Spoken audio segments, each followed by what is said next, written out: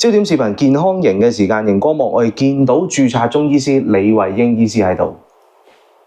你好，醫師啊，咁今集咧，我哋要講一講咧，就係一個關於濕疹嘅話題。嗱，根據我上網睇資料咧，2024年2月12號最新嘅資料啊，香港過敏協會指出，每5位香港人咧就有1個人咧係患有濕疹嘅。咁啊，所以如果你咁樣計數嘅話咧，即係全香港有成150萬人啊。估計係有濕疹呢一樣嘢嘅，咁所以即係呢一個當然係一個大嘅問題啦，或者一個大嘅話題啦。咁所以我想趁住今集嘅時間咧，請教下醫師啦。其實喺你中醫嘅角度嚟講咧，濕疹嘅成因通常會係啲咩咧？Hello， 睇緊影片嘅觀眾朋友，大家好啊！我係 Matt Low 啊。咁如果你中意呢條影片嘅話咧，麻煩幫我 like 同埋 share。最緊要咧，未訂閱嘅話咧，記得快啲訂閱我哋嘅頻道喎，或者上網 search 翻我哋焦點 FMTV， 咁就可以睇到我哋其他嘅節目同埋影片噶啦。咁當然啦，仲有嘅，我哋仲有一個網站，就係 www.fm.today。咁大家咧可以去到我哋呢一個嘅焦點旗艦嘅網站咧，可以揾到好多唔同嘅資訊嘅噃。呢個新聞啦、視頻啦，仲有一啲收費嘅課程。咁啊，同時咧，當然都有一啲免費嘅教學嘅。咁啊，大家可以盡快上去睇下，咁啊，吸收多啲嘅知識。希望大家新嘅一年咧，可以運程變得越嚟越好。咁我哋中醫講濕疹嘅發病有3大嘅成因啦。咁就首先第一就係佢嘅先天稟賦不足，即係先天遺傳一個過敏性嘅體質，所以濕疹嘅人通常都患有哮喘同埋鼻敏感。咁第二就係我哋嘅後天嘅飲食不節啦。咁我哋平常過食辛辣海鮮、煎炸等食物，損傷咗我哋嘅脾胃。脾胃係我哋嘅後天之本啦。咁脾胃咧可以幫助我哋運化水濕，所以脾胃如果受損，就容易令到濕熱毒積聚。第三就係我哋嘅外在環境六淫之邪氣，感受一個風濕熱燥邪之邪氣，再加上我哋嘅脾胃受損啦，內外之邪氣相搏，困於肌表，所以我哋常見濕疹同天氣有好大嘅關係。咁香港係位於一個亞熱帶嘅地區啦，咁佢嘅天氣嘅特點就係夏天又濕又熱，冬天咧就非常之乾燥。咁我哋嘅體質同地區咧係會有個相關聯性嘅，所以夏天又熱又濕，容易令到我哋嘅濕熱毒積聚；而秋天天氣乾燥，會令到我哋容易有陰血虧虛，都會令到我哋嘅濕疹特別之痕癢。咁通常如果嗰啲有濕疹嘅人咧，喺中醫嘅角度，你哋又會有啲咩建議俾佢係特別需要注意嘅咧？咁濕疹特別要注意佢嘅飲食啦。首先我哋要有一個飲食清淡啦，忌辛辣海鮮、鴨呢啲牛肉呢啲發物。另外濕熱嘅食物都要少食，例如芒果啊、榴蓮啊、荔枝啊等水果。咁另外沖涼嘅時間都唔好太長，水溫唔可以太高。咁係啦，要換一個天然嘅沐浴露啊，或者我哋只係用鹼液去洗一個特別出汗啊、出油嘅部位。咁另外，我哋平時都要多啲去做保濕，咁就係啦。呢一個網上面都好多資料嘅，咁我哋今日特別講一個中醫點樣去加強我哋嘅體質，去令到呢個濕疹減少發作。首先，我哋建議患者可以多啲接觸大自然啦，大自然嘅空氣比較好。中醫講肺主皮毛，我哋嘅皮膚同肺有好大嘅關聯。皮膚差嘅人，佢哋嘅肺嘅功能都比較差。所以有濕疹嘅人，大多數都會伴有呢個鼻敏感同哮喘啦，因為佢哋先天嘅肺氣比較弱。我哋嘅肺主呼吸，肺吸入清氣，排出濁氣。當環境空氣清新嘅時候，肺嘅功能都會得到改善。咁我哋外國有研究發現，現代人長期處於城市裏面，缺乏同大自然嘅接觸，反而令到呢個過敏症增多。咁研究都建議多接觸大自然啊，綠色空間有助舒緩過敏症。科學家針對於一個長期處於一個郊外環境嘅青少年進行生物嘅樣本分析，發現經常與大自然接觸、住喺農場或者森林嘅青少年，佢哋體內嘅細菌比較多樣性，佢哋嘅致敏比例係遠比城市人低。咁研究人員發現，人類居住嘅環境，唔理城市定係鄉村，都擁有好多嘅微生物啦。但係喺森林或者農村嘅地方，有更多具有抗炎性嘅菌種特別多，所以接觸一個自然嘅環境可以鞏固增強我哋嘅免疫系統。咁我哋平時都好多患者話，我哋去一個空氣地方好啲嘅地方旅行，佢哋嘅鼻敏感會立即改善，咁濕疹啊、痕癢嘅情況都會大大減低。所以我哋都建議一啲父母啊，可以多啲帶佢哋嘅小朋友去接觸下大自然嘅。第二啦，咁我哋一定要作息定時，早睡早起，有適當嘅運動。有啲人會問，有啲病人會問，醫師，我運動之後嘅濕疹好痕喎，咁係咪濕疹就唔應該做運動呢？咁其實我哋中醫講，運動出汗係一種去濕嘅方法，咁就因為我哋嘅運動之後，我哋體溫升高，我哋亦都會出汗，所以有時候噏住啲皮膚，我哋就會覺得特別去痕癢啦。咁只要你運動之後，你用濕毛巾輕輕抹走汗液，咁就可以舒緩啦。咁另外長期堅持運動咧，係可以增強我哋嘅體質，增強我哋嘅免疫力嘅。咁第三，我哋要減輕舒緩我哋嘅壓力問題啦。我哋臨床見有濕疹嘅病人，如果佢哋可能呢一排工作嘅壓力比較大，或者要面對一個考試，咁佢哋嘅濕疹咧都會突然之間發得特別犀利，所以壓力都會影響到我哋嘅免疫力，所以我哋要識得去放鬆一個心情。第四就係我哋要食一個新鮮嘅食物，多啲食蔬菜、生果。咁除咗濕熱嘅生果，好似我哋講荔枝啊、榴蓮啊、芒果咁樣，咁我哋少食加工嘅食物。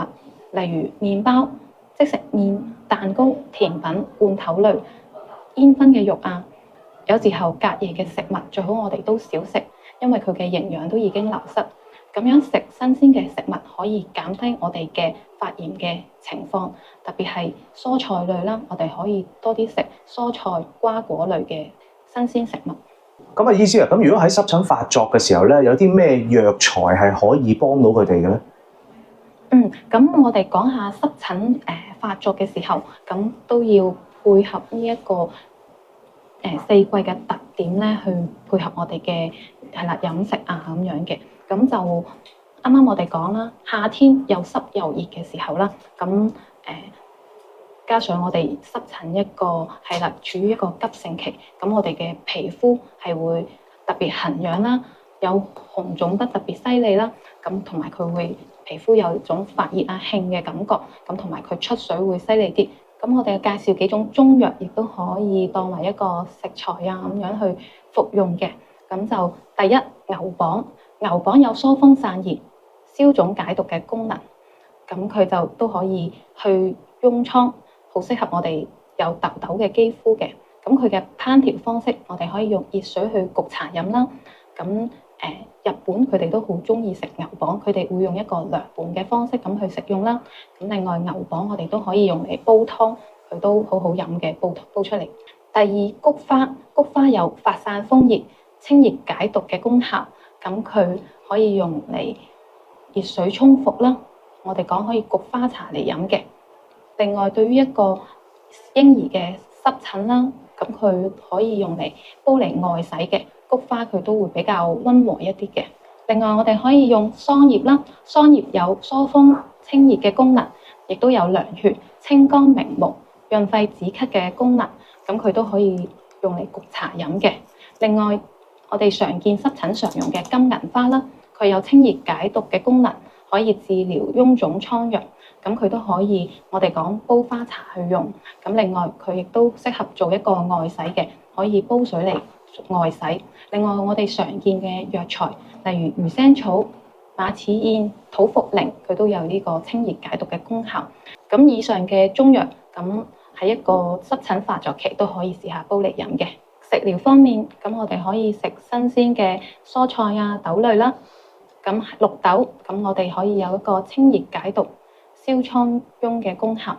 咁綠豆唔同嘅烹調方式有唔同嘅功效啦。如果想佢偏於一個去濕消暑嘅功效，咁我哋就涼水再加綠豆煲滾就可以飲用。如果想綠豆偏於一個清熱解毒嘅功效，我哋需要將綠豆煲至爛透，咁就要飲湯同埋食埋嘅豆。另外，我哋可以多啲食黃瓜、苦瓜、冬瓜，咁佢都具有一個清熱解毒嘅功效嘅。咁另外黑木耳啦，佢可以活血、涼血、止血，咁呢啲都可以經常食嘅。另外仲有一個藥用嘅，亦都可以當食材嘅。咁我哋叫葛根粉啦，咁佢可以有呢個發表解肌、透疹嘅功效。咁就係葛根粉可以直接用熱水開水，佢就好似糊仔咁，可以直接食用嘅。咁另外，如果小朋友佢比較怕苦，咁佢濕疹發作嘅時候啦，咁佢可以服用啲咩嘅湯水咧？咁我哋建議小朋友可以用啲冇咁苦嘅清熱嘅花茶，例如我哋嘅五花茶啦，咁可以用木棉花、金銀花、雞蛋花等等咁樣去配搭嘅。咁另外，我哋中醫有外洗方面咧，咁佢嗰個效果都係好好嘅。咁我哋講，如果想治療一個濕疹啦，除咗內服中藥可以配合外洗同埋針灸，咁佢嘅效果會事半功倍嘅。咁我哋有個外洗方啦，咁就可以幫助呢個濕疹清熱解毒止痕。佢嘅材料有白閃皮20克、地膚子30克、馬齒莧30克、苦參30克、孤帆20克、蟾脫10克。咁我哋會用2000ml嘅水，咁就煲滾，水溫就大概40度嘅時候，咁我哋可以浸於患處大約15到20分鐘，每日1到2次。咁另外有啲位置可能浸唔到嘅話，我哋可以用紗布濕敷，咁大概就敷15到20分鐘，每日2到3次，咁都可以有一個好好嘅清熱解毒嘅效果。咁我哋敷完之後，可以即刻塗上一個保濕嘅乳液。咁另外，我哋秋冬天天氣比較乾燥，同埋我哋講一個濕疹處於一個慢性期，即係我哋嘅皮膚啦，佢比較屬於痕癢啦，甩皮比較犀利嘅。咁佢嘅濕疹嘅顏色啦，可能比較暗紅少少。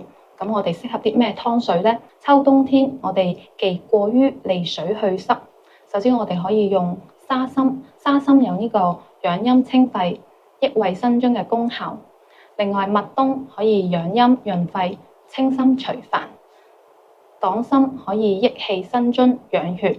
另外，我哋都可以用玉竹、百合去養陰潤肺、北芪啊呢啲，咁都係一個補氣升陽、固表生機嘅好好嘅藥材。而外用藥方面啦，咁秋冬天啊，或者一個慢性期嘅濕疹啦，咁我哋建議可以用一個紫草油啦。咁我哋自己調製一個紫草油都可以嘅。咁就首先我哋用一個菜籽油咁去煲滾啦，咁再落20克嘅紫草，咁等紫草溶解就可以熄火。咁呢個紫草油就可以每日搽於患處3到5次，咁都可以有一個舒緩嘅效果。OK， 嗱咁啊，以上嘅資訊咧，其實都希望可以幫到一啲有濕疹嘅朋友。咁但係當然啦，我知道咧，每個人嘅體質咧都有唔同嘅，所以其實如果你話佢濕疹嗰個成因咧，到最後咧可能都會有些少嘅差別嘅。咁如果想嚟去揾阿醫師咧，去詳細去睇一睇嘅時候咧，咁其實歡迎可以喺熒光幕嘅右上角或者影片資訊欄咧都可以揾到顯形中醫或者李醫師嘅聯絡方法嘅。咁啊，到時咧可以同佢哋進行預約，咁啊去睇一睇，俾醫師咧去俾啲意見你哋。咁啊，到時咧就希望可以解決到一啲唔同你哋嘅身體嘅問題啦。咁啊，下一集咧我哋再同李醫師咧再講其他嘅話題啦。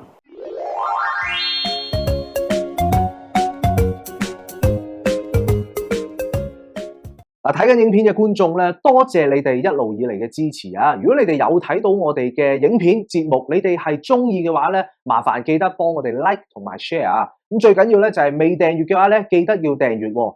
咁如果你本身係有睇開我哋呢一個 YouTube 頻道嘅話咧，其實可能咧你會留意到有少少嘢㗎，就係其實我哋呢個 YouTube 頻道咧係陸續有好多一啲唔同嘅更新啊，包括啦第一，本身我哋自己嘅焦點網站我哋有更新到㗎。咁咧，係一個大幅嘅更新嘅。咁啊，同時咧，我哋將我哋嘅網站嘅內容咧，係陸續接洽緊落去我哋嘅 YouTube channel。例如包括我哋嘅網站嘅商店啦，一啲嘅商品啦，一啲嘅服務啦，或者一啲嘅活動啦，或者好似嚟緊我哋呢個8月嘅一個嘅6週年嘅台慶咧嘅通行證咧，我哋都已經係率先擺咗落嚟啦。咁啊，大家咧可以喺翻我哋嘅 YouTube 頻道嘅商店或者商品嗰一欄咧，咁大家咧就會見到呢個通行證嘅，快啲報名，希望咧到時可以見到你。咁同時咧，我哋亦都喺嗰個嘅網台嘅一個節目入邊咧，大家都會見到嘅熒光幕嘅右上角啊，大家睇住我哋嘅所有嘅節目咧，都會見到熒光幕嘅右上角咧，都會有一啲 QR code 喺度嘅。咁大家不妨，如果你哋可能用緊電視啦，或者電腦桌面電腦嘅 mon 去睇緊嘅時候咧，其實可以攞起你哋嘅手提電話，咁啊然之後咧就係用相機，咁又或者開一個二維碼嗰個嘅 scanner，咁跟完之後咧就掃佢，咁你就可以睇到更加多嘅資訊喎。例如係啲咩咧？可以入到去我哋呢一個嘅收費嘅網站啦，咁就 FMTV Plus 啦，咁可以睇到更加多收費精彩嘅內容或者教學，或者咧甚至乎你亦都可以即時去到嗰個主持嘅嗰一個專頁，咁啊入邊會有一啲佢嘅簡介咧，同埋聯絡方法嘅，咁你都可以，見到佢嘅解說或者佢嘅教學相當精彩嘅時候，你想聯絡佢嘅，掃一掃個二維碼就可以揾到佢噶啦。咁啊當然啦，仲有咧就係我哋都會有一啲唔同嘅專業內容嘅，例如我哋有一個嘅分區，咁啊叫元宇宙啦，同埋好健康，咁入邊咧都會有一啲唔同嘅專家或者一啲嘅師傅嘅一啲嘅 page，你係可以揾到佢嘅。咁你只要掃一掃二維碼，你就入到去噶啦。咁仲可以睇到唔同嘅新聞同埋視頻添。最重要咧，所有嘅資訊你入到去都係免費嘅。除咗我哋 FMTV Plus 嘅內容係要收費之外咧，全部嘢都係免費嘅。咁啊，相當之方便。我哋係希望將我哋 FMTV 呢一個嘅 YouTube channel 同我哋嘅網站咧，係能夠做到一個大家互相好容易就可以互動嘅一個關係。咁啊，希望係可以提供到更加多嘅免費嘅資訊俾大家。咁所以大家記住啦，勞煩幫手啊！咁啊，未訂閱我哋焦點 FMTV 嘅，記得快啲訂閱。咁啊，如果訂閱咗嘅話咧，亦都可以盡快去到我哋焦點嘅網站咧，註冊成為會員，咁你可以得到更多免費嘅資訊。